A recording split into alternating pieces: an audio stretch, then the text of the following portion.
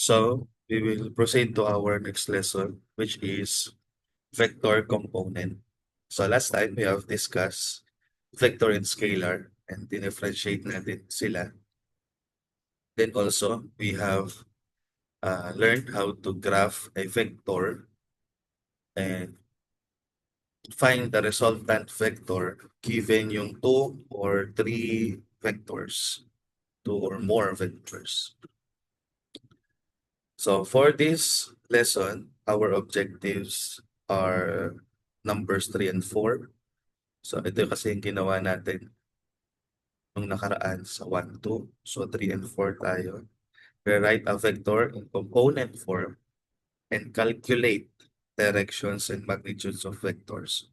So this time, hindi na, hindi na lang tayo basta magsusukat o gagamit ng ruler or protractor to find the direction and magnitude of the resultant vector. So, ika-calculate din natin siya. Kukumpute din natin siya ngayon.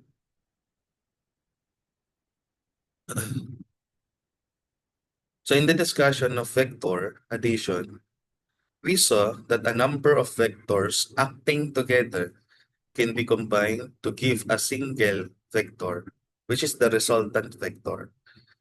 Ayan. So, kung maalala nyo, yung diniscuss natin, and suppose you walk towards east, tapos after nun, ito yung vector A mo, umakyat ka pa north, yan, ito yung vector B. So yung resultant vector now is from your starting position up to your final point. So ito yung resultant. So this resultant vector is composed of two vectors. Papunta sa east at saka towards north. So ang tawag natin doon is resultant vector. So that is the resultant vector. In much the same way, a single vector can be broken down into a number of vectors, which when added give that original vector. So dito, sa example natin kanina, yung resultant vector natin is combination siya ng dalawang vector. So, pero ang sabi, yung isang vector daw, pwede daw natin siyang hatiin into number of vectors. Na kapag pinag-add, yung original vector or yung resultant vector yung magiging sagot. So these vectors, which sum to the original, are called components of the original vector. Okay? So ibig sabihin this time, yung isang vector natin or yung single vector natin, ipo-broken down natin siya into components. We will find its components. Ayan. Na kapag pinag-add daw yun, ang lalabas din yung original vector. So the process of breaking a vector into its components is called resolving into components. Ayan. So from a single vector, i-break natin siya, hahanapin natin yung kanyang mga components. So yun yung ating objective for today. Now, ano ngayon yung magiging component ng vector? In a two-dimensional coordinate system, for example, yung ating XY plane, yung coordinate system, yung Cartesian plane natin, any vector can be broken down into X component and Y component. Yung X component, this is the horizontal component. Horizontal. While Y component is the vertical component. So, paano nangyari yun? Kasi dun sa ating two-dimensional coordinate system, which is the XY system. Yan. So, meron tayong dalawang axis. Okay. Straight lang natin ng konti. Ayan, straight na yan. So, meron tayong dalawang major axis. Itong ating X at saka Y axis. Okay? Now, yung isang vector daw, pwede daw siyang i-break into Vx or V of X and V of Y. So yung isang vector, ang component niya ay yung horizontal at saka yung vertical, x at saka yung y. So paano nangyari yon? So suppose we have a resultant vector. At kunwari yan, patagilid na ganyan. So let's say this is our V na lang or R. Sige, gawin natin R, which stands for the resultant vector. Yan. So yung R na to, kaya siya napunta dyan, kaya siya tumagilid dyan towards north of east. Meron siyang horizontal component. Uh, meron siyang tumutulak papunta sa kanan, towards the east. At meron din siyang component na pumupunta sa north. Okay? So sabay ngayon yun. Habang pumupunta pa kanan, umaangat din pataas. Kaya ang nangyayari doon sa resultant, tumatagilid siya. Dito siya napunta. Okay? So in this case, yung components ng ating resultant vector ay si Rx at saka si Ry. Ito yung ating horizontal, ito yung ating vertical component. Ganon din dito. If we have a single vector, let's say vector V, ibahin natin towards north of west naman. Yan. Kapag halimbawa naman, pag ganito, ito naman yung ating vector V, yung single vector natin. Kaya siya tumagilid papunta sa kaliwa, pataas, na towards west, meron siyang horizontal component, which is Vx, at meron din siyang vertical component, which is Vy. So in this manner, pwede natin ngayon, dahil may horizontal component ka at saka vertical component, pwede natin ngayon siyang ilagay or i-represent sa ating coordinate system. Okay? Ayan. So again, yung ating vector can be broken down into vectors. The horizontal vectors or horizontal component of the vector and the vertical component of the vector. Ayan. And the resulting vector is ito, yung V na to. Ayan.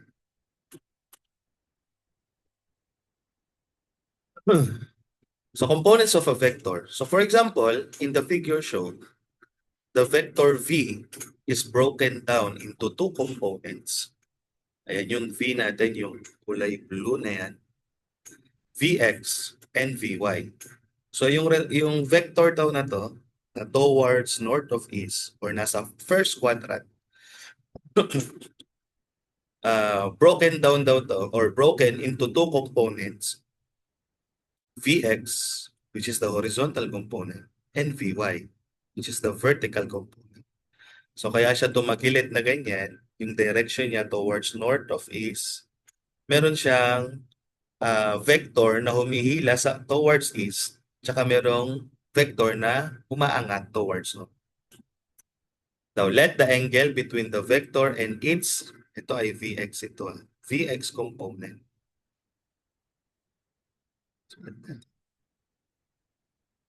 So, the angle daw between the vector, itong color blue, at saka yung kaniyang Vx component or yung x component niya ay angle theta. Okay, so ito yan. So, angle theta. Ayan. Now, if itong Vy natin ngayon, ililipat natin dito sa kabila. So, dito sa kabila na to. Ayan. Ano mangyayari? Kakaroon tayo ngayon dito na right angle and meron tayong right triangle. So, ito ngayon yung magiging Vy. Ayan. So, ganito yung mangyayari sa kanya. Magkakaroon tayo ng right angle triangle if we redraw, tapos nilipat natin yung vertical component dito. Ayan. So, ang tanong, based on this given figure or illustration, what are the values of the vector components? V, equals Vx, Vy. Ano daw yung value ni Vx? Yung vector components natin at saka ni Vy. Now, since merong grid, itong pinag-drawingan sa atin, yan, itong example natin, madali nating malalaman yung value ni Vx and Vy. So, yung Vx natin is 1, 2, 3, 4 units. So, meron kang 4 units. Yung Vy naman natin ay merong 1, 2, 3, 4, 5 units.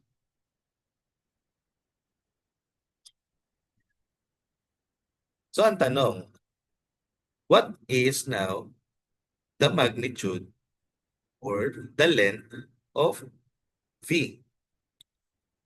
Kung alam natin yung Vx at saka Vy, paano natin ngayon masosolve yung vector na to? Ano ngayon yung magiging magnitude niya? So, tama yung iniisip mo ngayon. Ang gagamitin natin ay yung Pythagorean theorem. Kasi meron tayo right triangle dito and yung ating vector is parang siya ngayon yung hypotenuse ng ating right triangle. Ayan.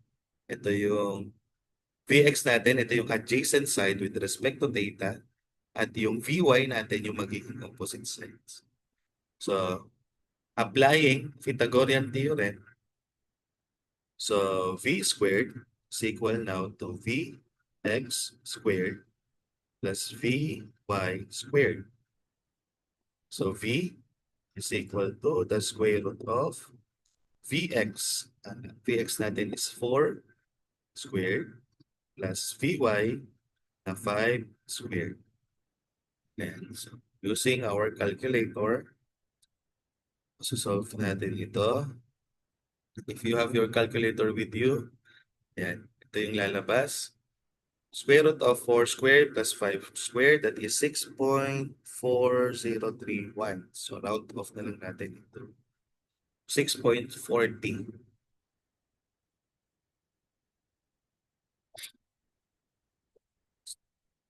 So, yung V pala natin is equal to 6.40 units. Ito ngayon yung magnitude ng ating vector. Bakit natin na-solve? Kasi alam natin yung value ng mga components. Okay? In applying the concept of Pythagorean. Now, same given. Suppose, di natin alam ngayon yung ating mga value nitong components natin.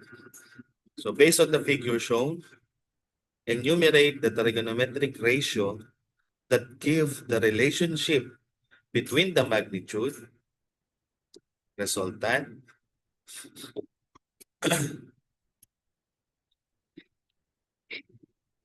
and the components of the vector. Ano yung components natin? Yung Vx and Vy. Ano daw yung trigonometric ratio? Yan, trigonometric ratio na nagpapakita ng relationship ni Vx kay V at saka ni Vy kay V. Ayan. Since we are talking about trigonometric ratio, so gagamit tayo ng ating trigo function. So meron lang naman tayong 6 na trigo function. Sine, cosine, tangent, cosecant, secant, and cotangent. Now, ayan. Tapos meron tayong given na angle theta rito. What would be the trigonometric function that give the relationship between V and Vx and angle theta? Ayan, dito muna tayo sa Vx. Now, meron tayong right triangle. So, alam natin na yung V ngayon is the hypotenuse of the right triangle. And Vx is the adjacent side of the right triangle with respect to theta. Okay? Now, Meron lang naman tayong, para ma-solve natin yung mga values dito, ang ginagamit natin dyan yung ating SOHCAHTOA pagsusolve sa right triangle. So, SOHCAHTOA, so,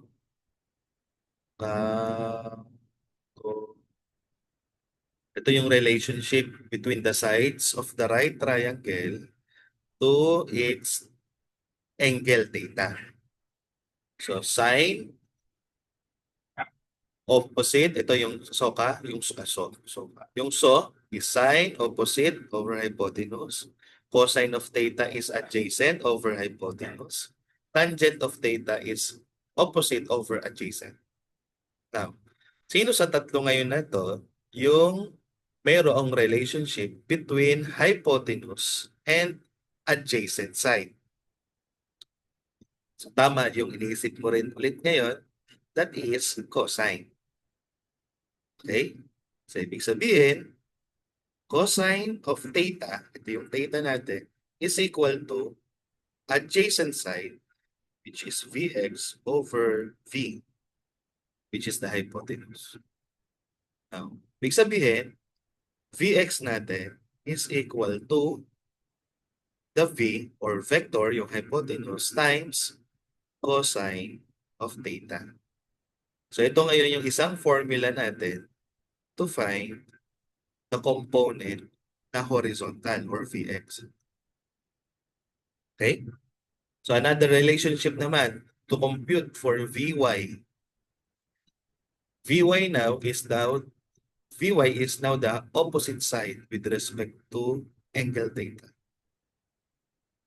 Dahil opposite side siya, tapos hinahanap natin yung relationship nila with hypotenuse and the angle theta, gagamitin naman natin ngayon sine. So sine of angle theta is equal now to Vy, opposite side, over V. Therefore, Vy is equal to V sine theta. So, given yung angle, madali na ngayon natin masosolve yung value ni x at saka y. Tapos kung alam din natin yung value ng vector or no resultant. Okay? Now, ano naman ngayon yung magiging relationship between Vx and Vy, yung sides at saka nung angle theta. So this time, gamitin naman natin yung tangent. So tangent theta is equal to opposite, which is Vy, over Vx. Now, if we want to solve the value of theta given yung length ng mga components, yung values ng components, theta now is equal to arctan of Vy over Vx. Okay, so ito ngayon yung ating mga formulas in finding the components of the vector and the angle no ating vector. Yung angle, magagamit natin to sa pagkuha ng directions kung saan siya papunta. Okay? Now, take note, na-derive natin tong mga formula na ito na yung theta natin, si theta, ito, yung angle ay theta is between the horizontal component, yung Vx, at saka yung hypotenuse, which is V, or yung pinaka-vector, yung original vector. Okay? Kasi kapag dito natin nilagay yung theta, mababago ito. Although lalabas din yan yung mga result, kaya lang magpapalit-palit sila ng pangalan. Okay? So para pare-pareho tayo ng magiging sagot, yung theta natin, i-derive natin siya. Ang gamit natin ay yung angle between the vector and the horizontal. So let us solve some examples. So the magnitude of a vector is vector f is 10 units, and the direction of the vector is 60 degrees with the horizontal.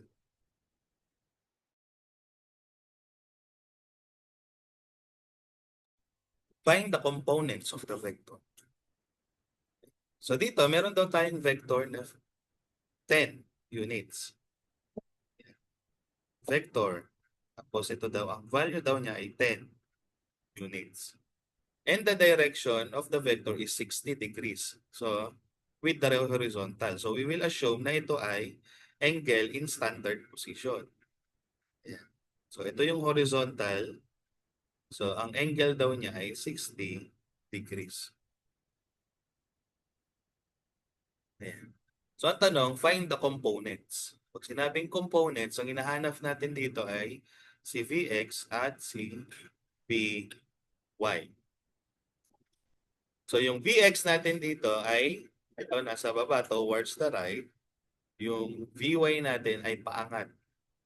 Ito yung Vy, ito yung Vx.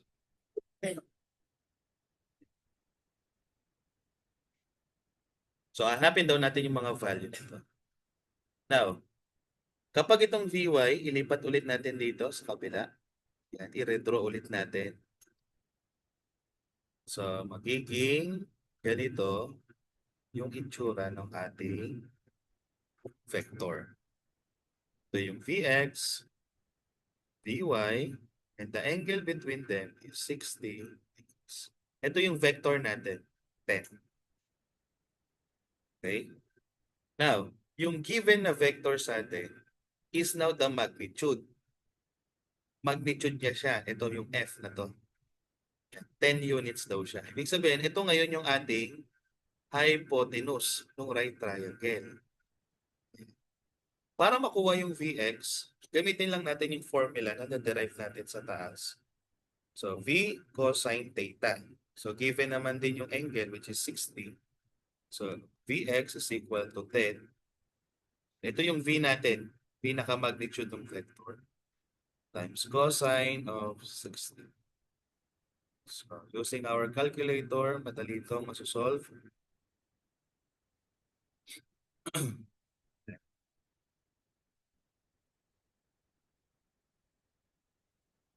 So, V natin is 10. Tapos, cosine of 60 degrees. Yan, take note sa calculator natin kasi yung ating angle dito ay naka-degree mode, naka-degrees, express in degrees. Dapat yung calculator natin ay naka-degree mode or merong deg or merong d sa ibabaw. Okay? So 10 cosine of 60 is equal to 5 units. So ibig sabihin, yung ating Vx is 5. 5 Vx. Yung Vy naman natin ngayon, dun sa na-derive natin, that is Vy, V sin theta. So magiging 10, sin naman ngayon, sin of theta. Okay? So Vy is equal now to, kapit ulit tayo ng calculator.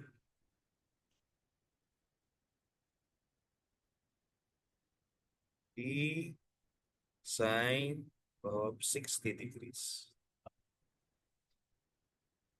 That is 8.66. 8.66 units. So 8.66.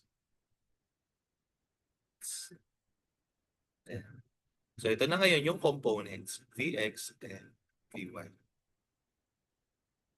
Okay? So example number 2.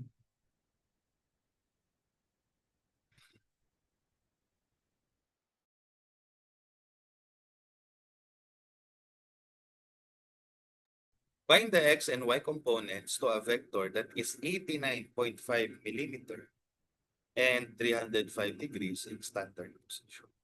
So meron daw tayong vector na ang magnitude ay 89.5 mm. At yung direction daw niya ay 305 degrees in standard position. Ayan, na-discuss na rin natin to kung paano mahanap yung angle in standard position. Sabihin, ito yung ating XY plane. yung 305 degrees ay nasa fourth quadrant. So yung 305 degrees, ito yun.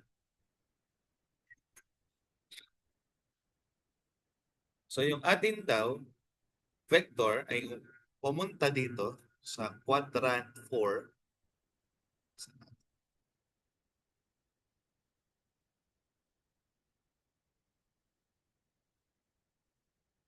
Punta daw siya sa quadrant 4. Ang value daw niya ay 89.5 mm.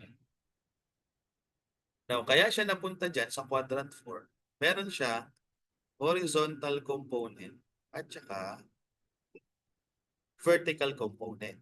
Isang pakanan at saka isang pababa. Okay?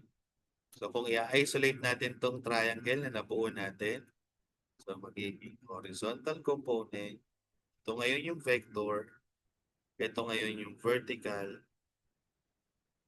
So ito yung 89.5 na magnitude ng vector. So kunin daw natin yung x and y component. Ibig sabihin, ang pinapasolve sa atin dito is si Vx and Vy pa rin. Okay? Now, identify muna natin yung theta. Kasi doon sa formula natin, Vx is equal to V cosine of theta. Kailangan natin yung theta or yung angle between the horizontal and the vector.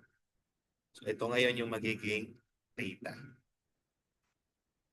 Okay? Ito yung Vx, ito yung Vy. Now, to solve for theta, ito na ngayon yung V natin, yung magnitude. To solve for Vx, kailangan natin yung theta.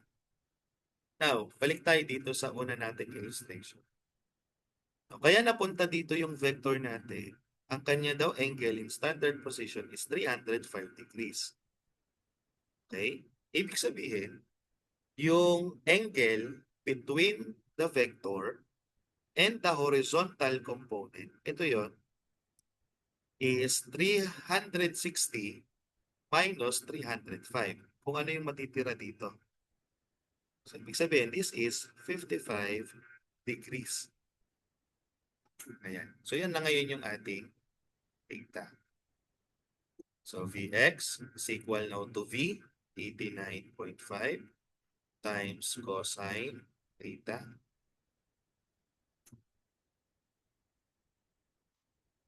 $89.5 cosine theta natin is 55.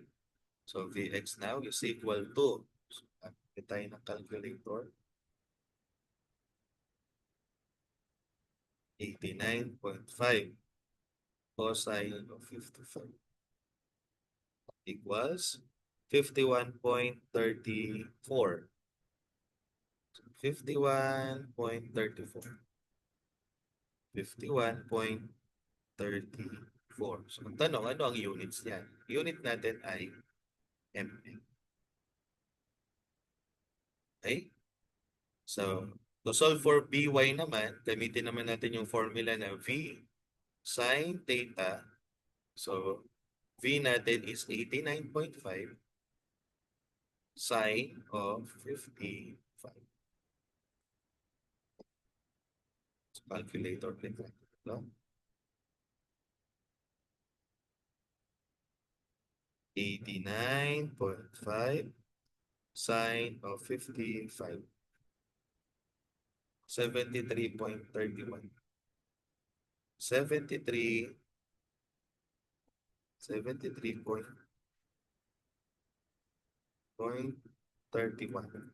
31 mm. Kakalimutan nyo.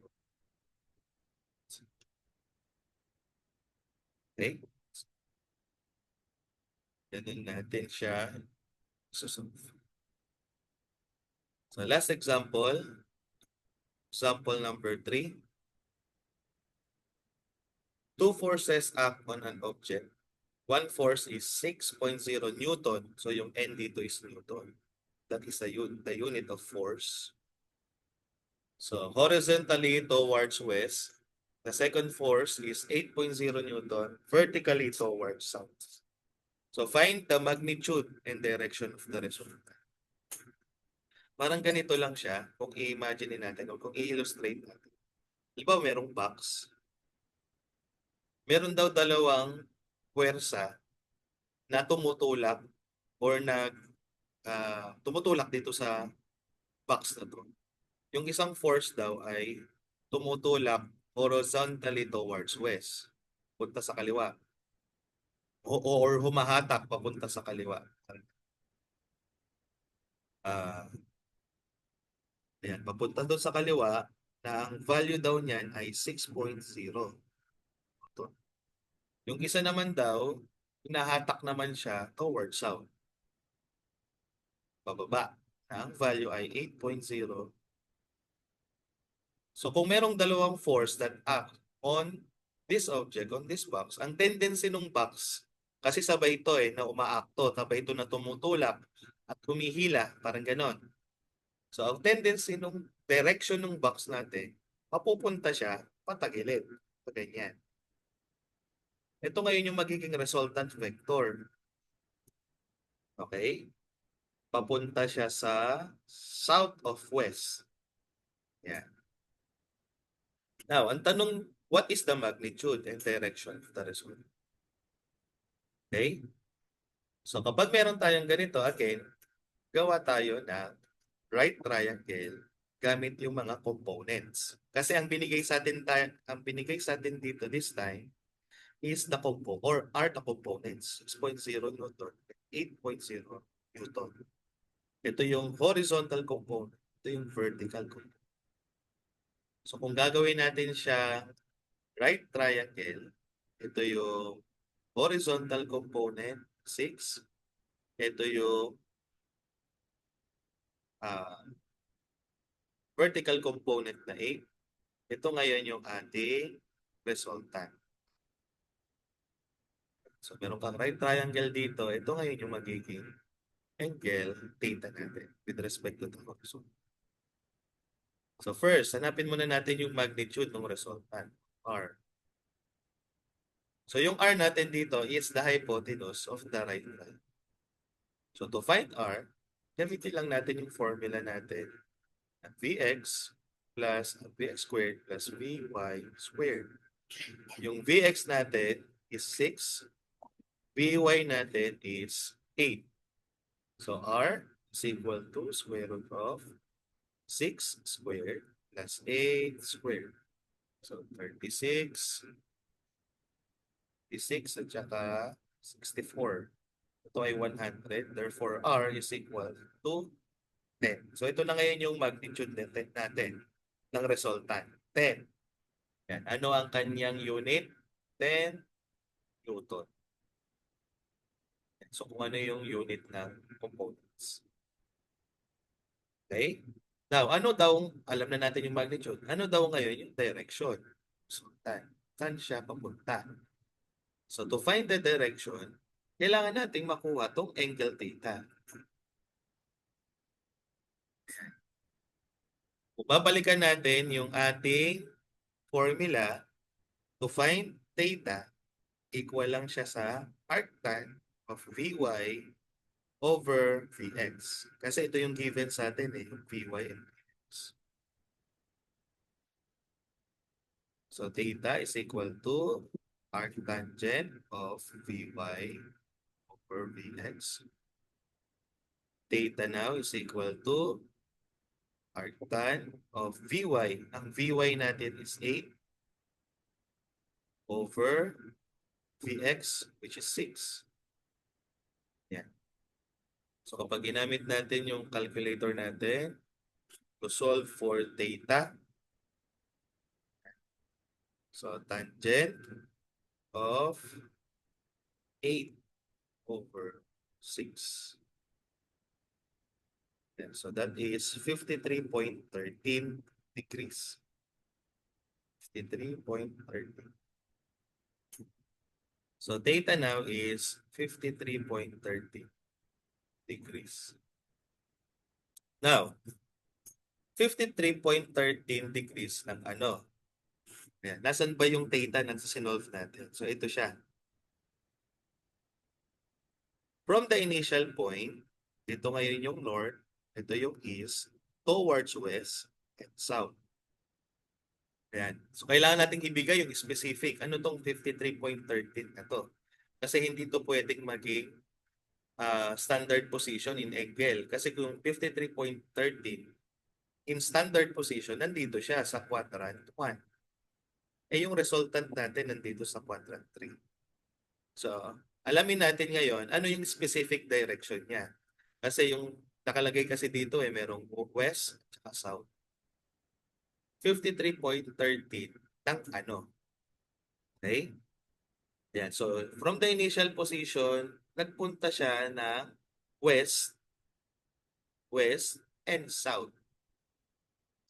And the 53.13 degrees is the angle between the west and the uh, vector, yung pababa. So, anong sabi natin kapag ganito? Yung direction, paano natin siya isusulat? This is 53.13 west of south. Baliktad. 53.30 south, south of west. Yeah. Kasi 53.13 na timog ng kanluran. Parang ganun. So sa kaliwa, 53.13 tapos pababa. Kaya nakuha yung south of west. Okay? Yan. So ito ngayon yung magnitude and direction of the resultant.